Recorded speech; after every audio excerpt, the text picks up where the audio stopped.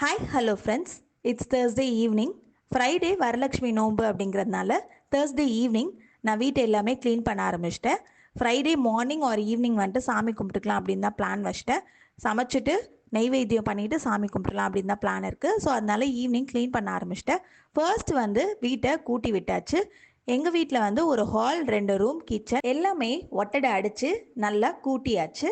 அதுக்கப்புறமா கிச்சனில் இருக்க அடுப்பை க்ளீன் பண்ணலாம் அப்படின்னு சொல்லிட்டு கொஞ்சமாக லிக்விட் ஊற்றி அதை நல்லா க்ளீன் பண்ணியாச்சு. அதுக்கப்புறம் அந்த செவரையும் க்ளீன் பண்ணியாச்சு. அடுப்பு கீழே இருக்க அந்த தரையும் க்ளீன் பண்ணியாச்சு.